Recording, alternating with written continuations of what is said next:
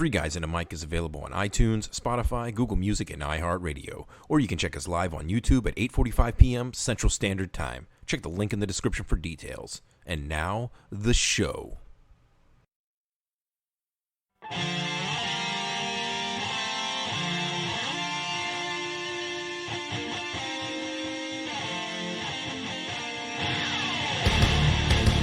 Hello, and welcome to Three Guys and a Mic Presents, a comprehensive review of the American Film Institute's top 100 films of all time. Number 94, Pulp Fiction. I'm your co-host, the Human Dart, along with Jason Tsunami. And David Disaster. Womp. Ho! Boom. One shot, baby. That's all we do. That's right. That's right. Oh, dude, I've been waiting for this fucking podcast for a minute. So we can actually talk about good movies. Yeah. We talk about Pulp motherfucking Fiction. I don't think that was the actual title, but it's close enough. I mean, Jason, how many fucks were in this movie? 265. It should have been Pulp motherfucking Fiction. Yep, this is True fair. It story. could have been 266. Yep. Yeah. Nope. It's I've been waiting for sure. This is I think this is going to be a good one. I think this is going to be a real good podcast here. And But, we committed to doing a movie every other week on the AFI list, but if you guys have been following along, you've probably noticed that we've been stuffing some movies in here trying to get to this particular podcast so we could talk about Pulp Fiction for a couple reasons. One, Pulp Fiction, great movie. But number two, it's the 100th episode of Three Guys and a Mic. Guys, give yourselves an ovation here. Yes. Hey, An applause. It's amazing. Give yourself a pat on the back. Yeah, man, just a quick sentimental break. I'll say, kind of out of character. We appreciate everybody who's taking the time to listen to us. We're doing this, just for fun, just so we can, hang out as friends and talk about some dumb shit and have a good time. And we genuinely appreciate any and all the support that we've gotten throughout this time. And, we can't wait to get to do 100 more of these things. So yes, we definitely, from the bottom of our hearts, we thank all 8 or 9 of our listeners. I mean, without you, we would not. We would actually we would just still do this, but I want you to feel good about it. So, without those few listeners, we wouldn't have done the Tombstone versus Wyatt Earp podcast. Absolutely, we wouldn't be doing the upcoming Mortal Kombat review podcast. So, true story. And look. Thanks to those two fans right there. And every every 18 of our YouTube subscribers gets quality content every Saturday-ish or Monday. Or Wednesday or whenever we can. Almost once a week. I apologize. I called in sick on Saturday, guys. This is my fault. Almost once a week, you're getting subpar content. Let's go. Absolutely. Let me just make this your public service announcement for the week here. Don't eat the fried chicken or fried fish sandwich from Jack in the Box. I mean, Josh, if you're first of all, I know a podcast that will tell you the greatest fast food of all time. Yeah, just putting it out there. Yes, so you already messed up. Okay, yeah, Jack in the Box did not win. No, here's the deal: is I thought when I talked to this person that was ordering this food. I thought he was going to order it from McDonald's, which the filet of fish from McDonald's. Hey, I've eaten a few of them. I like it. Not a big deal. By the way, I wasn't eating meat for Lent, for all those folks out there wondering. But I'm done with that now. I'm back to meat. But anyway, so I thought it was going to be McDonald's. And then he said, oh, no, I got it from Whataburger. And I was like, oh, okay, cool. No big deal. And then Jack in the Box rolls in. Okay, and let me tell you where I should have immediately known the problem. When I open the bag and I look in the bag, and there are no seasoned curlies. Oh, it was only the regular fries. That's probably what did it. I don't think I've ever eaten a Jack in the Box regular fry. Not good. Hey, look, they don't taste good on the way back up either. All right, I'll tell you that right now. That's brutal. It may not have even been the fish sandwich. It may have been those fucking shitty fries. So Josh, hey. I mean, you gotta get tacos when you go to Jack in the Box, though. I couldn't eat meat, bro. Ah. Look. Hey, Fucking fish sandwich is like, it's not even on the list of things I would get at Jack in the Box outside of these fucking 45 days. yeah. Anyway, you know what? We're not here to talk about fish sandwiches or Lent. Yeah. We're here to talk about the number 94 movie of all time, Pulp Fiction. Well, you had a missed opportunity. You could have said we're here to talk about Royale with cheese. Oh, a Royale with cheese. You know why they call it that? I don't know. The metric system. Yeah, you smart motherfucker. Grain on bread. Smart motherfucker. That's right. All right. Anyway, before we get into that, let me hit your ass with a little bit of stats here, and then Jason will give us that sweet recap here. So, Pulp Fiction, made in 1994. This was made on a budget of $8 million, which I feel like for all the acting firepower in this movie, that's a fucking steal. This movie made $108 million at the box office. So, pretty successful as far as return on investment there. I was shocked by the awards this thing was nominated for. Okay. So, it won one Oscar. It won the Oscar for Best Writing. Obvious. Good writing in this movie. Okay. Absolutely. So, follow with me here. So, this movie was nominated for Best Editing. Okay.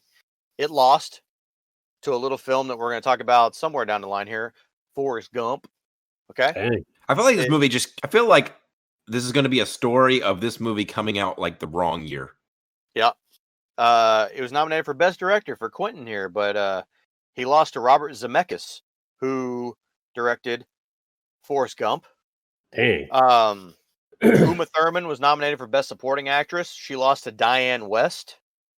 Sam Jackson, nominated for Best Supporting Actor, lost to Martin Landau. What? Who was that? This is what I was most shocked by right here. John Travolta was nominated for Best Actor. Obviously, he lost to Tom Hanks for Forrest Gump.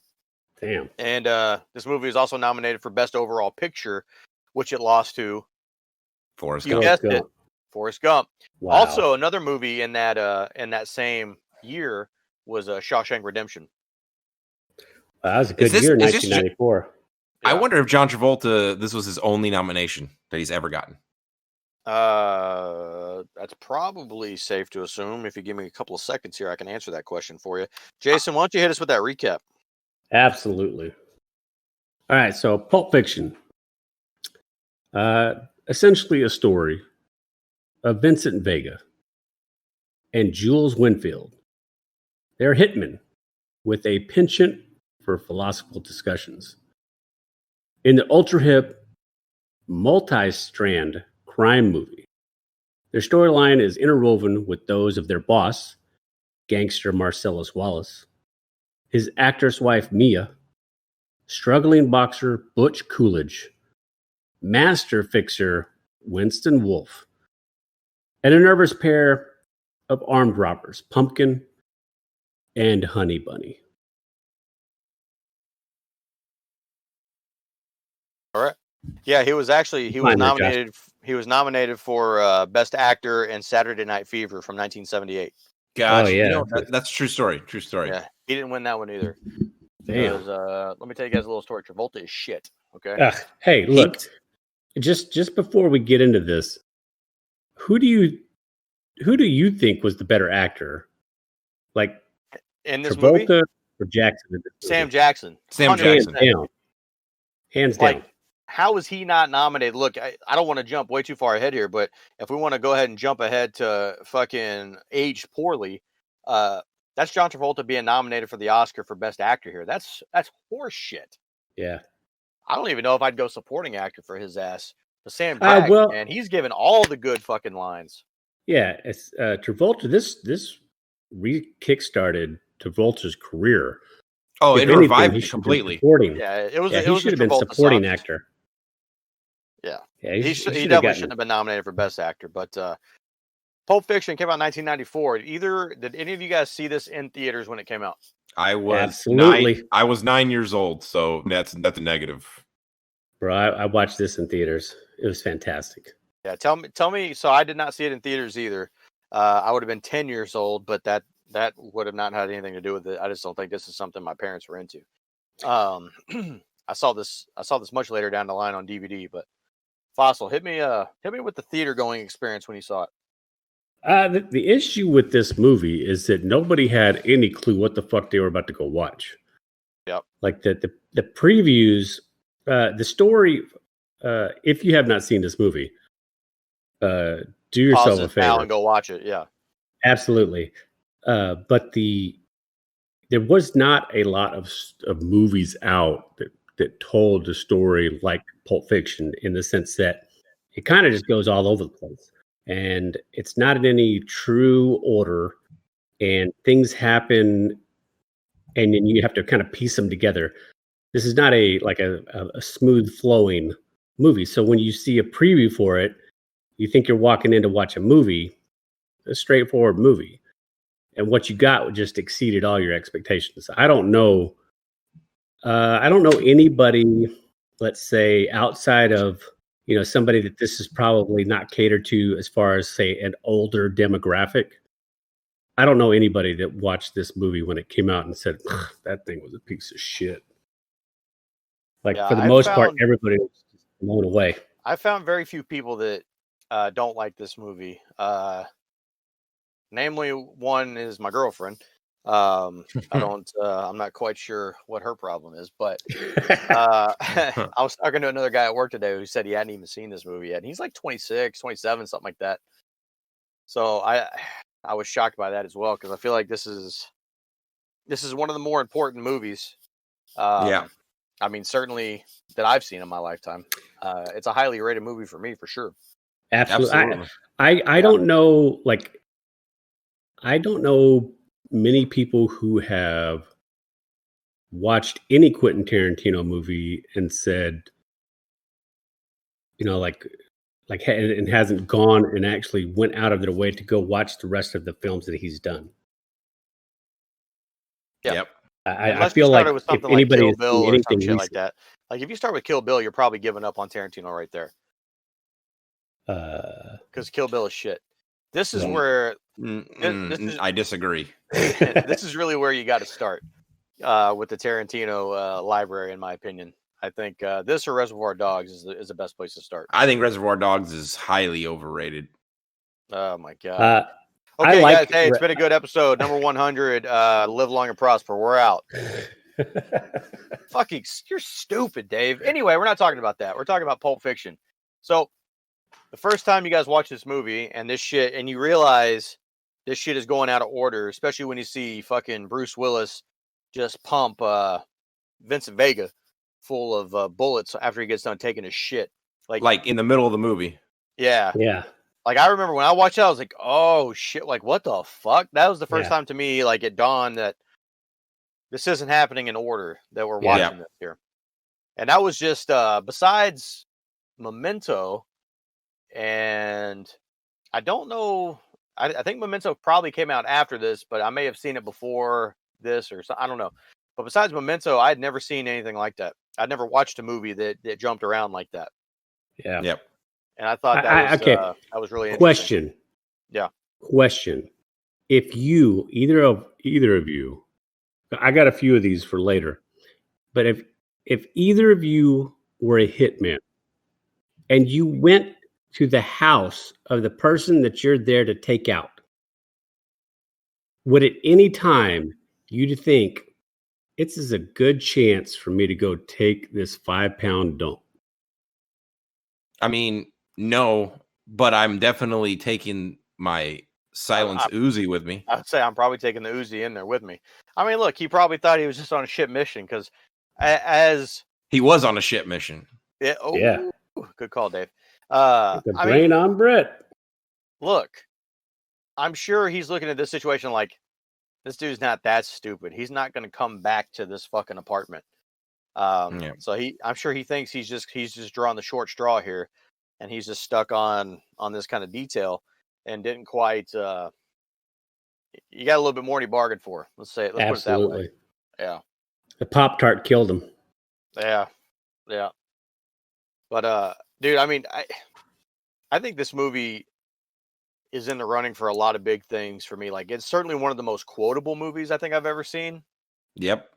I think when we just like this movie just starts off so fucking good. Jason, I think you put it best the other day on text message where you said there's just no wasted dialogue in this movie. No, There isn't. I will say this. I don't know what you got. I mean, we're not going to talk about it yet because we still have other things to discuss. But like, if whatever you guys choose for best scene, I'm not going to be able to disagree. There's no argument. I wrote down 4, and I'm like, ugh, I got to like hem it up a little bit. Yeah, I got 3. Yeah, I also have 3. Yeah. Because I mean, we might have the whole movie combined. Yeah. Well, and I don't know, it was hard too because I mean I ended up going with just some obvious choices because I just don't think it's worth being cute. I think there's 4 or 5 scenes in this movie that are like the no-brainer ones you got to choose. But Yeah. I had a hard time like picking favorite character, least favorite character. I didn't have a hard time with the overacting award. Oh my god, that's an easy one. But I had a hard time with some of these categories because this movie's so fucking good, man. Yeah. So good. Well, I just remember the first time watching it and just thinking like, I've never seen anything like this movie. I saw this movie for the first time with my brother Robert, and I was probably way too young to watch this movie. To be honest, I must have been. I had to have been 13 or less for sure. But yeah, I just remember like immediately liking the movie. And again, like to your point, Josh, the quotable part of the movie, like there's so many lines of dialogue you can just rattle off. And that's a testament to Quentin Tarantino.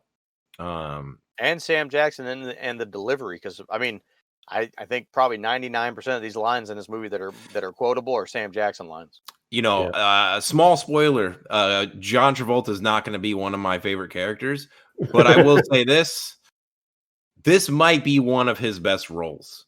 I mean, I just started trying to think about like, has he been better in anything else? And I don't think he's the reason that he's good in the role. I think he just got gifted like some really good ass dialogue, and you know, to his credit, I mean, he did act in it, but you know, I can't really think of a better role or a better movie that John Travolta's been in, but he's been in a lot of shit movies, to be honest. Obviously, you haven't watched Staying Alive. So yeah, John Travolta really hasn't. Isn't it a sequel to Saturday Night Fever? Yeah, Wasn't that directed by Frank Stallone? Maybe. Yeah, that's not good. It's shit. That's not good. But who could forget Urban Cowboy? Does anybody else want to kind of have some quick thoughts about the movie before we get into shitto scores, or what are we doing? Yeah. So I think ultimately, you know, I think the reason that I got some hate on this movie was the line was, "Hey, it's a movie about nothing. Like, what the fuck was that movie just about?" And you know, we talked about this last week with the Last Picture Show. There's a lot of movies out there about nothing. Yeah. You know, I mean, look, it's about the story and how everybody intertwines together on this. Yeah, it's a character piece on this day, right? Yep. But it doesn't matter that the movie's about nothing. I mean, the writing in this movie is so fucking good. The acting overall in this movie is really, really good. And I just think the way the story gets put together is great. It has one weakness. Okay. The movie does, and this is what's going to really impact my shitometer score when we get into it. And I think the problem with this, as I was trying to think about this today, is I just can't remember how I felt about the whole movie the first time I watched it. I remember liking it, but I think my score today is going to suffer from the fact that I've rewatched this movie conservatively 30 times, something like that. And I just have a part of this movie that I'm just sick of, and I don't like it. And minus the rewatch this week, I typically fast forward through most of it. Which part? That's so it's the whole Butch scene. Okay, it's everything that has to do with Butch post the Christopher Walken speech. Oh, so like the taxi ride and Yeah. I mean everything from Pride, it fucks with you, all the way through to Zed's dead, baby. Zed's dead. You don't like any of that? Like even during the rewatch, none of that was entertaining? I mean, again, like, his conversation with Marcellus Wallace is good. And look, the shock value of the obvious scene where Marcellus Wallace is getting raped by this fucking security guard. I mean, and then Marcellus Wallace tells him he's gonna bring a couple cats over with a pair of pliers and a blowtorch. and go medieval on his ass. Going medieval on his ass. You hear me, motherfucker? Nah, it's not motherfucker. It's you hear me. I don't know. I just threw it in there because it seems like it would work. Something rapist. Yeah. You fucking rapist. Yeah. I don't know, but dude, the GIMP. The shock value of the GIMP. Why is that even in there? Look, man, I think the first time I watched it, I probably really enjoyed that because I was like, oh shit, like it was all very shocking. And if we were watching this movie like we were watching a lot of these other movies that we've only seen now for the first time, I think you would, dude. I don't think you can penalize the movie if you're admitting that if you saw it for the first time, it would get a better score because we're rating this for other people. Yeah. Well, tough shit. All right. All right. So tough titty, said the kitty. Okay, you are said you all give that. Your score then? Yeah, I'm gonna go with a score of 26. Wow. Oh, that's way higher than I expected. Yeah. I mean, listen, look, it's better than Toy Story for sure. And I gave Toy Story a 32. But I think there's going to be better movies on this list coming down the line here. But this is something that every person ever should watch for sure. Okay. You want me to go? Jason, or you want to go? You go. I'll go last. All right. So this movie came out along at the perfect time. It had a kind of what we were talking about as far as like it's a story about nothing, but it's a tremendous story in the individual lives of each one of the characters involved. And each character is just, they grab you in such a way that it's hard. It's almost, you're almost unable to check out. I love this movie. I've never come across this movie and turned it off or continued to flip through the channels. I give this movie an 11 because it may not be perfect for everyone, but damn, I love watching this movie. All right. That's a good score. That's a good score. All right. So, I've watched this movie quite a few times. It's one of the few movies, where I've pulled the Josh and seen it like more than 5 times. That's not really pulling a Josh, but I've seen this. I've probably seen this movie all the way through, maybe somewhere between 5 and 10 times, but I haven't seen it in a really long time, all the way through, right? Unedited and all that good stuff. So, watching it this past week, I had really high expectations, and I didn't really know where it was going to go on the score. I knew I was going to get a good score, but I just didn't know how good. And I don't know, for whatever reason, maybe it's just because I'm seeing it with like I said, maybe 5-10 years since the last time I saw it. I just really enjoyed this movie. I had an initial score, and then I kind of fought myself with that score because I felt like it wasn't good enough, because I failed to really find any serious flaws with the movie.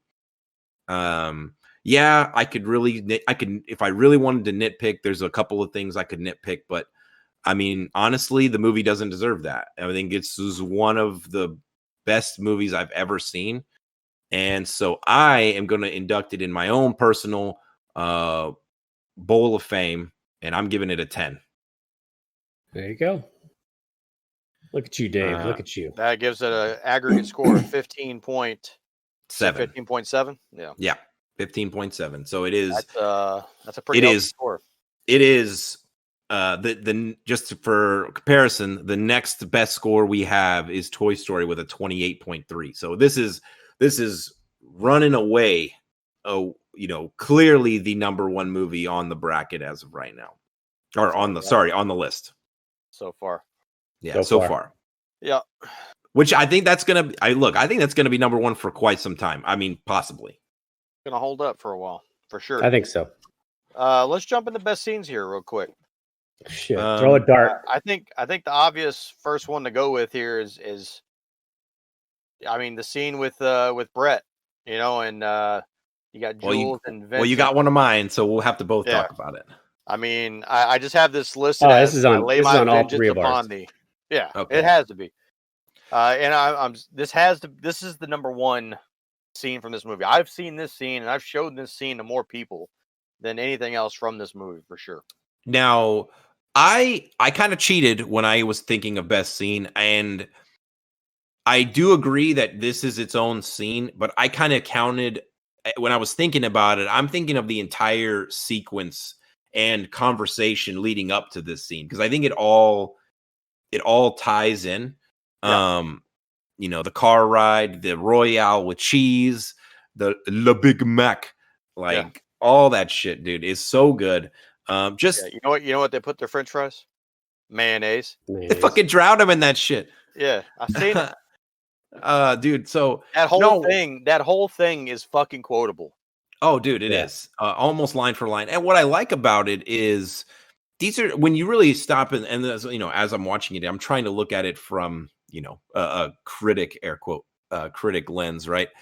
But like these are hitmen, right? And it didn't dawn on me like too much. I'm not really thinking about it when I first watched the movie, but I'm like, these are two hitmen, and they're just shooting the shit, right? Like this dialogue isn't pertinent to the story, but it's pertinent to the characters, because it shows that these are two friends. They've clearly known each other for a little bit of time.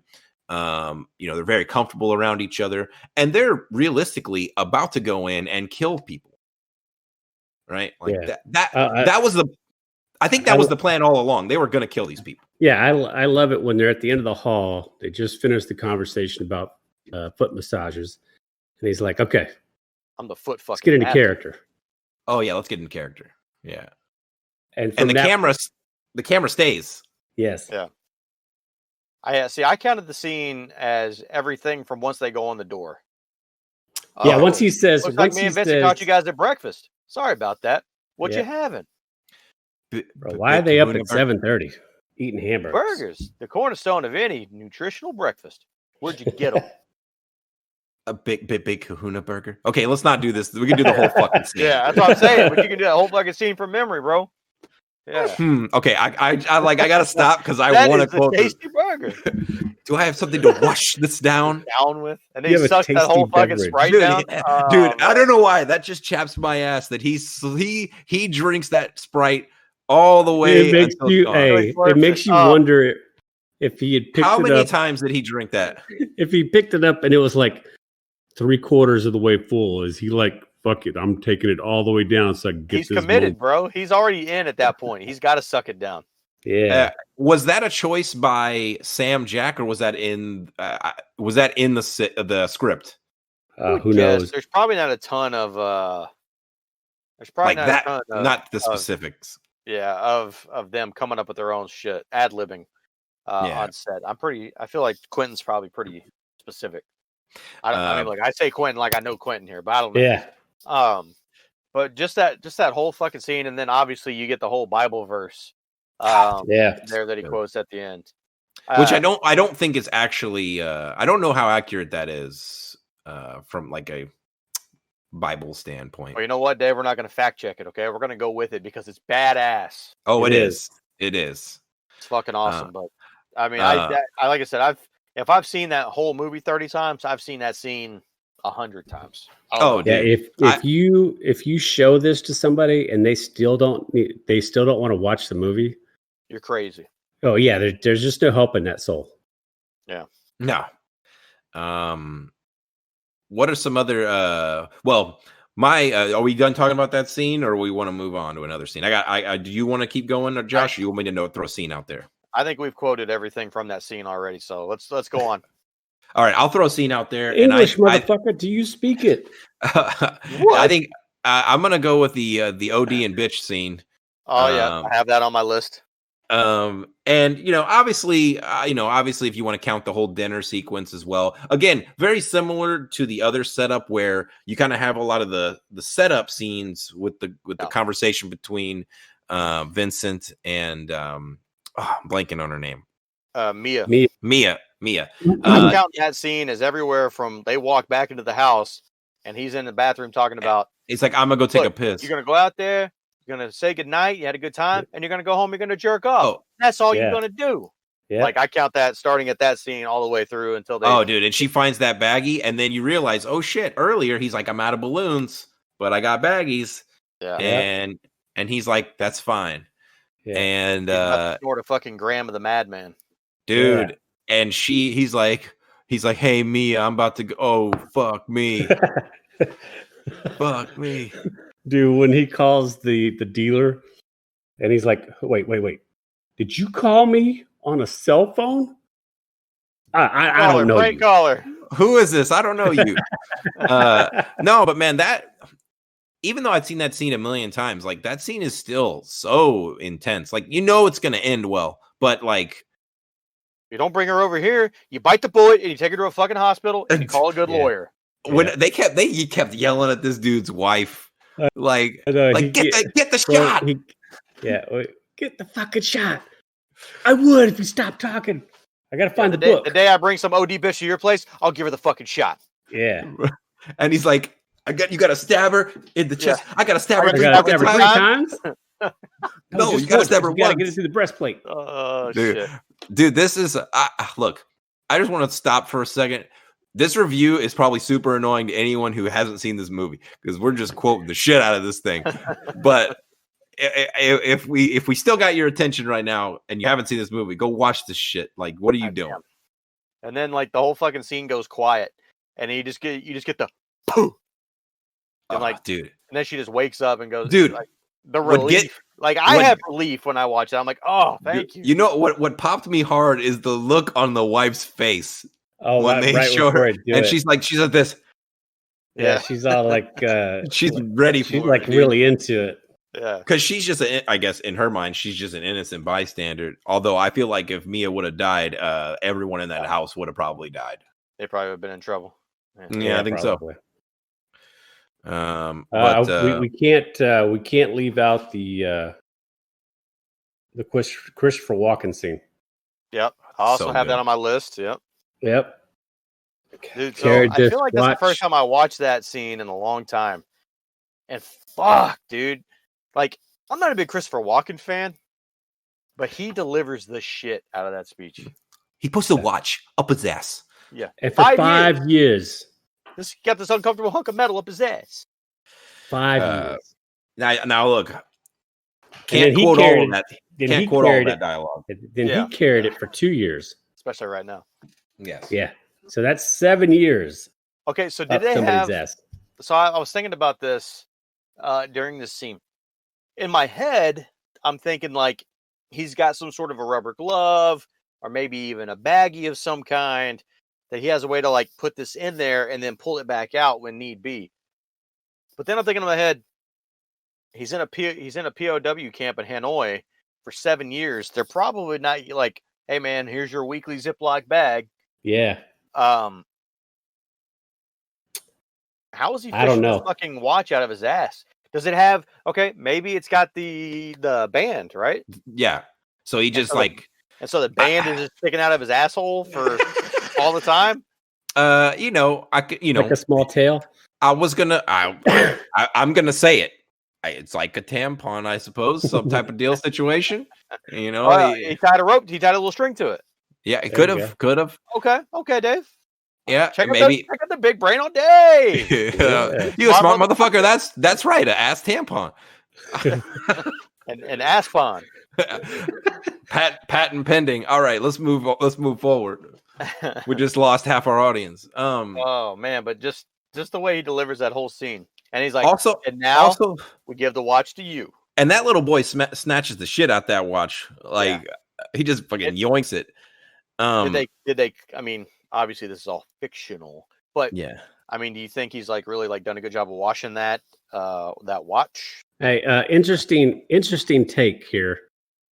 This is one of the scenes that I had written down where, if you're familiar with the film, there are quite a few flubs in the movie. Yep. If you watch this scene, there's a segment of the scene where Walken has the watch, and there's a dead pause, and he's holding it up, and when he gives the watch, when he finally actually gives the watch to the boy, the watch actually has like condensation inside the lens. Yeah. Like this watch, but the actual time on the watch changes. There's two different times Like on the cleaned out watch. the butt juice out of the watch and fixed it, and then gave it to him. Yeah, maybe. All right. But yeah, it was rough. I don't know if that has to be one clean watch. Yeah. I would say that's the single best moment of Christopher Walken's career, in my opinion. Jeez, man, you're like distilling down this entire man's legacy in a 2.5, 3 minute scene. Look, I love Man on Fire, okay, but Jason, you love Man on Fire as well. Is he better in Man on Fire, or is he better in this 5 minutes? Oh, he's better in this 5 minutes. All right, I'm just saying. That's a little bit. Okay, well, disrespectful. we already called out 3 of the 4 best scenes that I wrote down, so I'll just give my last best scene here. Is shot Marvin in the face, dude. That was my next scene. The wolf was my third. Why? I mean, is he? I think the whole Bonnie situation up until the Bonnie situation, off, right? You gotta have an opinion. And then bam, dude, that shit comes out of nowhere. It did, and it's my favorite. It's my favorite scene to watch with somebody who's never seen the movie. Yeah, because it always pops them, because it's always like, what? And then the nerve of Vincent Vega to say, I think I shot Marvin in the face. What do you mean you think? Motherfucker, his brains are on your face. Yeah, it's everywhere in that car. And then just like the way he is the rest of the scene, where he's drying his hands, and then fucking Jules is like, dude, what the fuck? He's what like, are you doing? Why didn't you wash your hands? You saw me wash them. I saw you get them wet. Yeah. Well, you use this towel too. Yeah, and it didn't look like no motherfucking maxi pad when I got done with it. Yeah. Jesus, man. Like everything in there, and then obviously, calling in the wolf. Shit, Negro. That's all you had to say. Yeah, dude. It's like Harvey Keitel. Are you going to say this is Harvey Keitel's best film he's ever done as well? I would say no. But I think this is a very strong. I don't know how long is he in this movie. 7 minutes, ish, maybe less. Ish. I mean, if this is if this is like a football game, he's like the second string tight end coming in here and catching 2 touchdowns in this game right here. I wish we could have learned what actual coffee they were drinking. Oh, dude, it's some gourmet shit, Dave. It's some gourmet shit. Gourmet shit. I know how good my coffee is, Jules. Yeah. When Bonnie goes to the store, she buys shit. I was like, oh, he's speaking our language. She buys shit. I buy the expensive stuff because I want to taste it. Oh my god, dude! That dude sounds like a dad. Yeah, you look like a couple of dorks. Yeah. Yep. Oh man! And then they go and man, how fast does a wolf drive? By the way, dude, he's 100 miles an hour. Yeah, how's he not getting pulled over? I don't know. Acura NSX, man, crazy. Maybe he gets pulled over and he just pays him with his big wad of cash that he carries around with him. Dude, that is a huge wad of cash. Uncle Marcellus likes to pay out. Are you an Oak man, Jimmy? He's I like, like oak. yeah. I don't know Yeah. how I look. I'm unintelligent when it comes to that type of stuff, but I just assume that's a shit ton of money. I mean, it's probably. I'm thinking. It's at least a couple of grand. I was gonna say I'm thinking low to mid 4 figures. At least a couple of grand. I mean, it's a big roll of hundies. Yeah, so I'll take that. Any other scenes jump out? I mean, every one of them.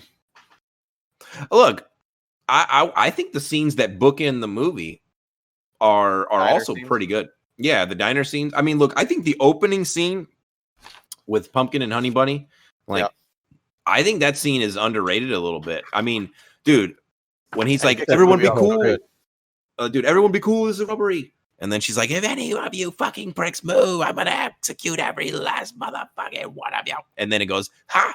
Like the fucking music. I mean, dude, that's just like. Hey, how many times have y'all seen the opening and closing scene? I would say lot. for every 20 times I've seen the opening scene, I've probably seen the ending scene twice. I know you can see John Travolta walking to the restroom in the opening scene. Well, what if I told you that she says 2 completely different lines? Oh yeah, she does. Yeah. Because when she goes to the next scene, she's like, "I'll execute every one of you last motherfuckers," or something like that. Yeah. Yep. She switches up all the words. Mm-hmm. And it always bothered me. If there's one negative in the movie that I actually want to point out, it didn't cost this any points for me, but it always bothers me when I watch the opening where she's still talking and her face, like they pause the scene. Like, it's like every last motherfucking on and like then it goes in. Like, why not just let it play out completely? Like, I don't understand that decision. While we're on the subject of Honey Bunny here, she very clearly is the winner of the Roy Batty Award for overacting this week. Absolutely. Yes, she's probably the worst part in this movie. Yeah, I mean, look, whenever he's got Tim Roth at gunpoint, and she's up there screaming at him the whole time, like that shit is. I don't want to say it's unbearable, but it's not a little good. on the rough side. Yeah, I think Tim Roth is. I mean, I'm not going to sit here and say he's like one of my top 30, 40 favorite actors, but I think Tim Roth's best role. I think Tim Roth is a super underrated actor. He's one of those actors like when I see him in a movie, I'm like, man, this motherfucker can act. But I just feel like he's never. I don't know if he's ever really had like a chance to showcase. I think some people might say he's a little overrated in Reservoir Dogs, but I don't know. I think those people are fucking stupid. I think Reservoir Dogs is Quentin Tarantino's worst movie. Oh my god! No, that's incorrect, Dave. It's not. It's a little two-parter called Kill Bill. Negative. Wow. Yeah. Anyway, yeah. Hashtag Jackie Brown. Yep. Yeah, that's the real answer. But for real though, those diner scenes are also good. Jason, do you have any other scenes that we didn't talk about? Those are the scenes that I had. I mean, honestly, you can't go wrong with any of the scenes in this movie. No, I still think. I mean, overall, the best scene has just got to be the scene with Jules and given the Bible verse and that whole. Oh, scene, the big Kahuna Burger scene. Yeah, that's it. Favorite character character concentration. I mean, look, I didn't want to go. I'm going to go favorite character first because I feel like I know I'm going to go with the easy pick, but I think we're probably all going to go with the easy pick. I'm going Sam Jackson. I'm going Jules. I mean, I know that's the chalk pick. That is, but I mean, he steals every scene that he's in, pretty much. I mean, he's so good. And again, makes you wonder, how is John Travolta nominated for Best Actor and he's absolutely not? It's how do you explain that other than fucking racism? I don't know. I'm honestly. Sorry. Like I how do you explain that? I don't know. If you had, I'm sure somebody out there has done the work here, but how many lines of dialogue do you think Sam Jackson has versus? I mean, I guess you get more.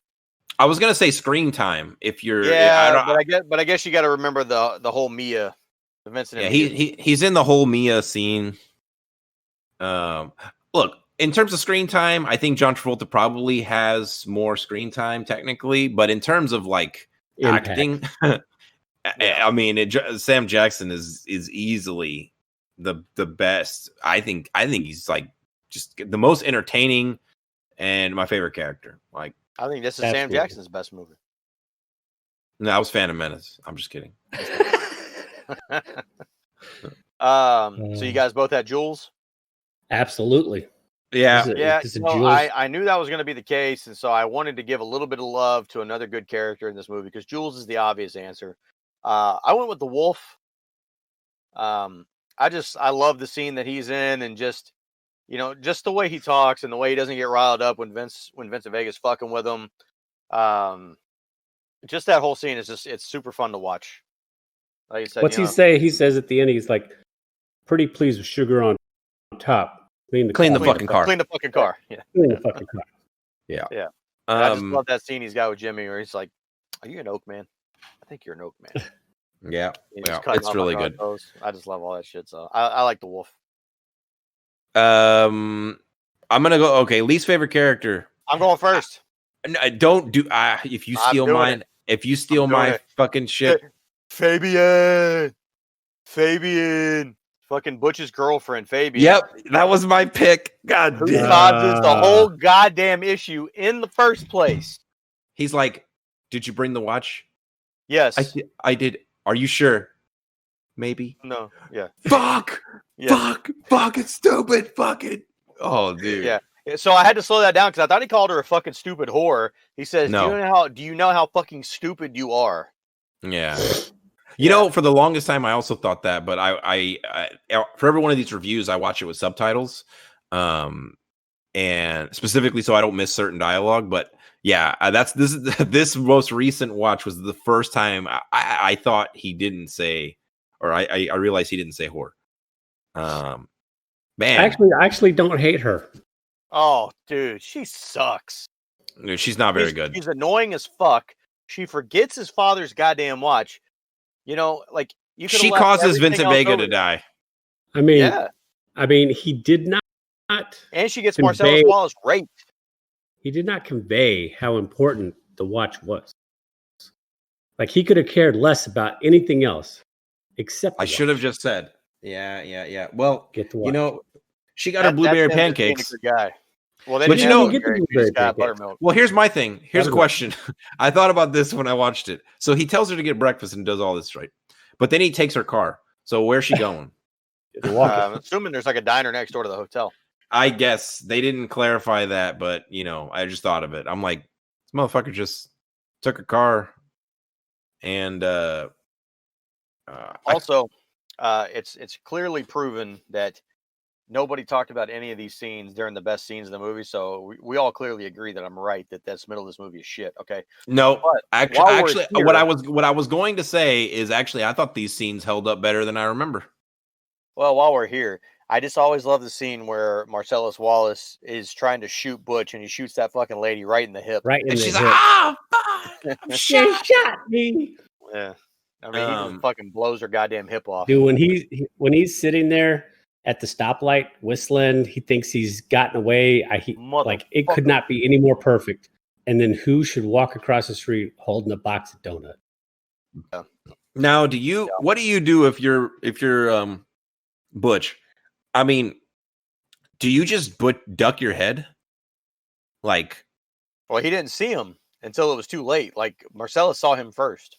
oh, Yeah. okay.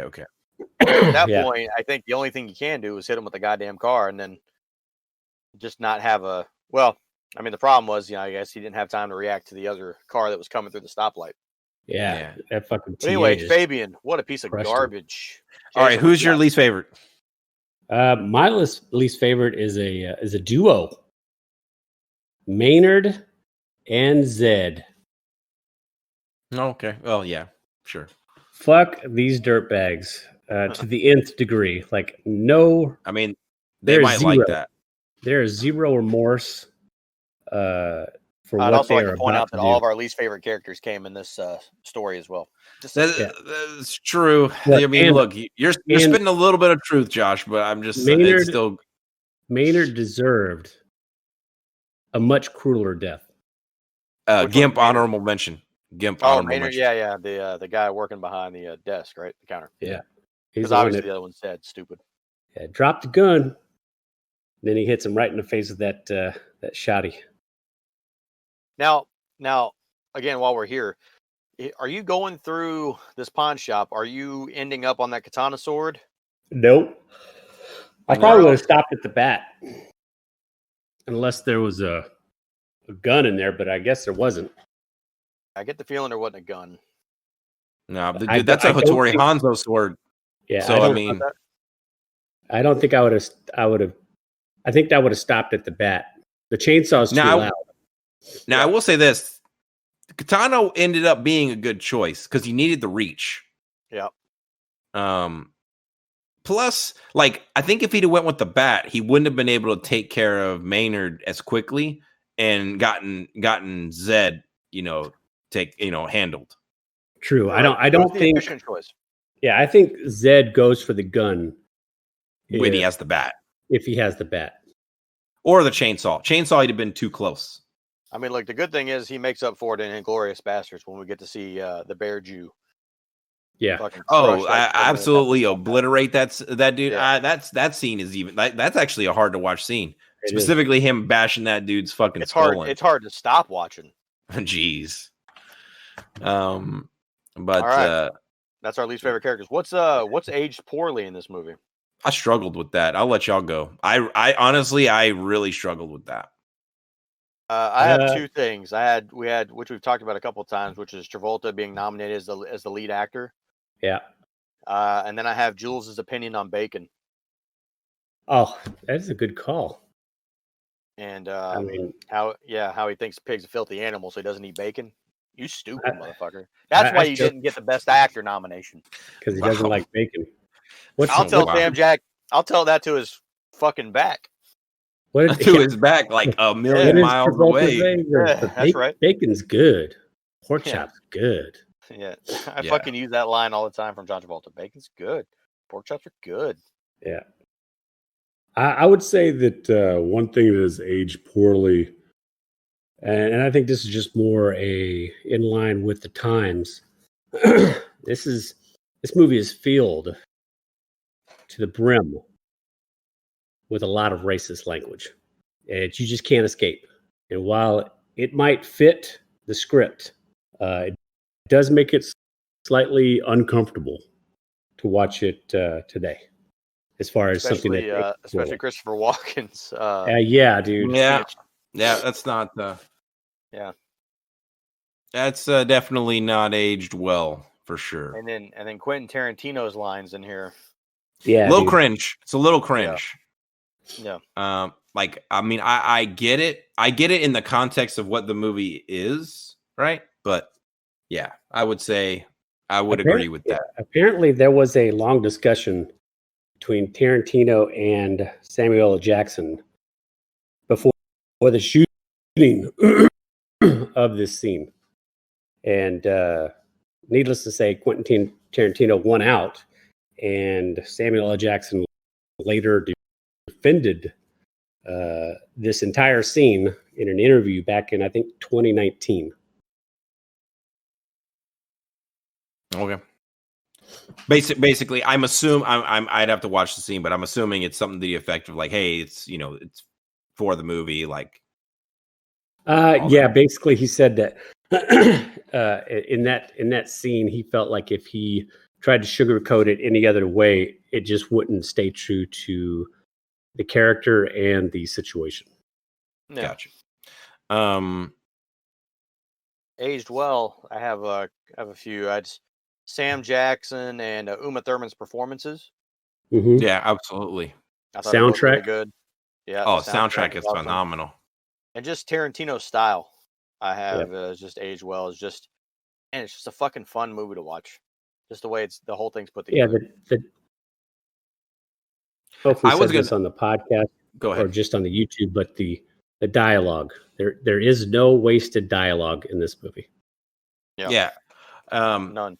I was gonna say what has aged well, and for me, surprisingly, is and Josh touched on it a little bit in the beginning, and that's the kind of the scenes being out of order. See, I wasn't sure how that was gonna like.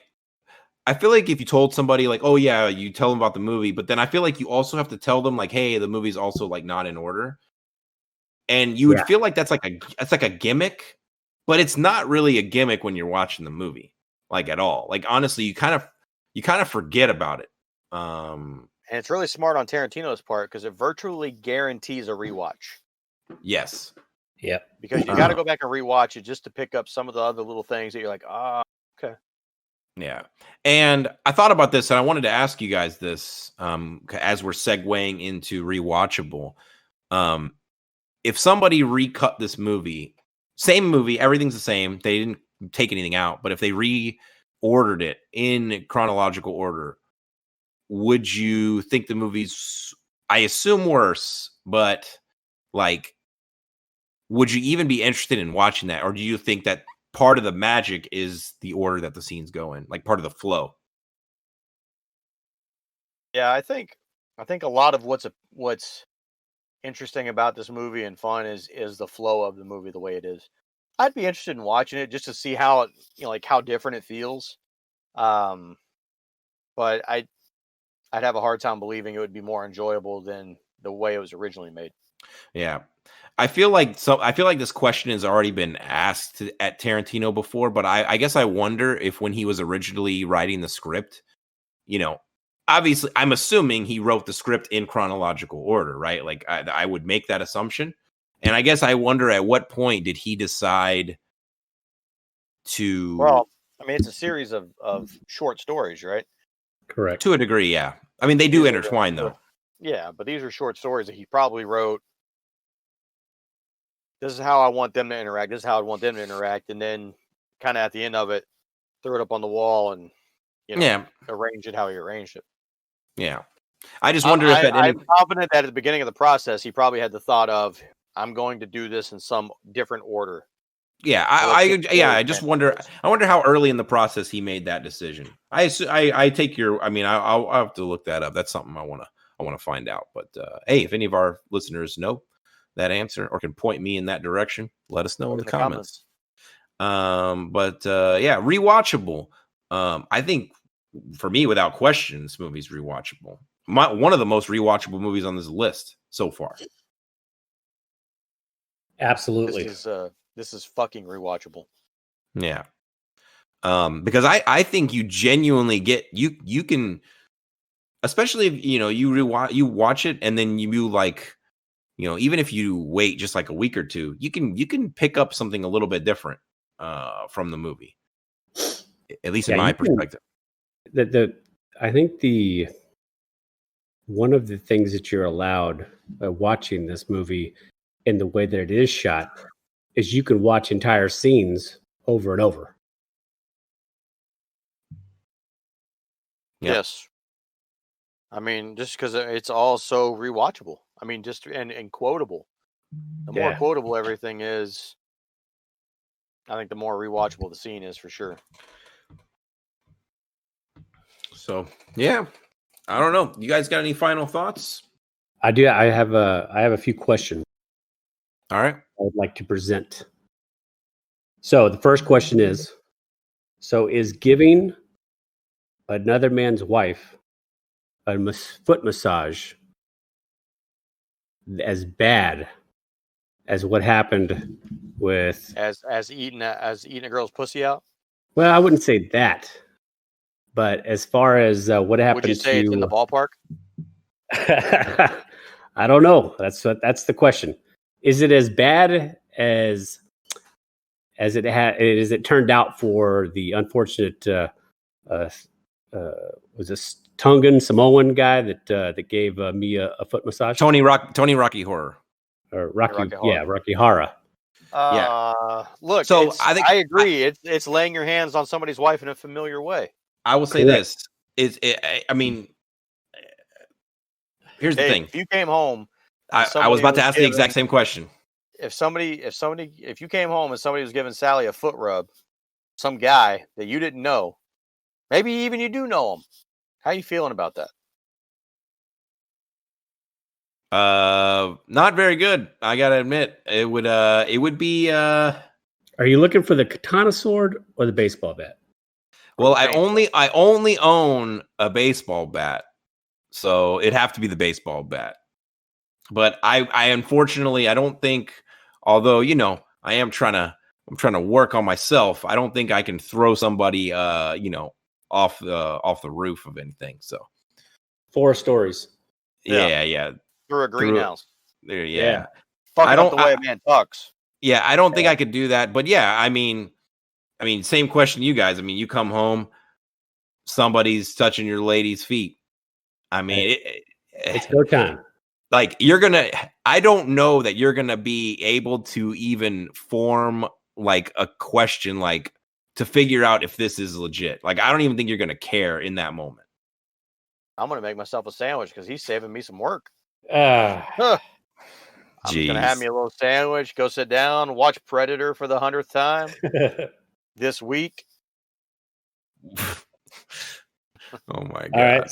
So next question. Yeah. If Vincent took the 357 miracle scenario and he took it more seriously, do you think karma gets him killed by Bruce Willis? Because technically he would quit before that happens if he goes the same path as Sam Jackson. Correct. Yeah. No, I go ahead. I don't think he dies. I had a similar question, that goes right along with that. You can answer it after yours, but does Vincent Vega die had he not had that exchange with Butch in the bar? Yeah, I still think he dies. I think it's more satisfying for the audience at that point. Correct. Because I think overarching, I think you're rooting for Butch in this movie. More so than Vincent, for sure. Yeah. I mean, Vincent's a dirtbag. He's a killer. He's doing drugs. He fucking, Mia ODs on his shit. Like, yep. There's no redeeming qualities about Vincent. I agree. True. All right. I mean, not like anybody in this movie is a good person, but no. I have at least bad. I have one final question. Yeah. Do you go back for Wallace?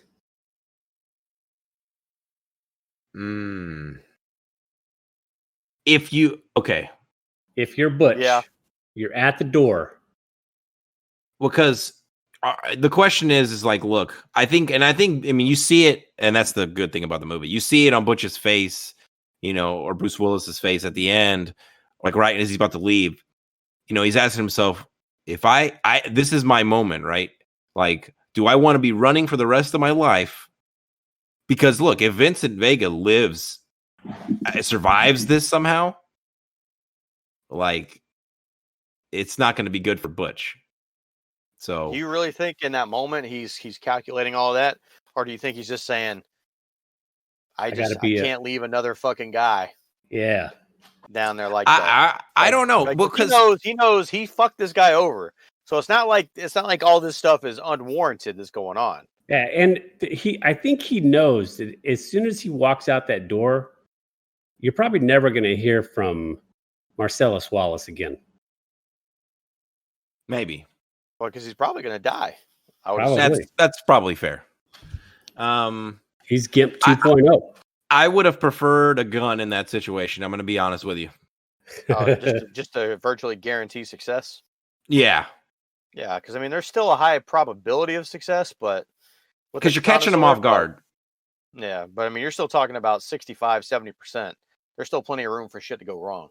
Yeah, like especially since he does not know what is going on beyond that door. Like if he opens that door and Maynard is facing him, it might be a whole different ball game.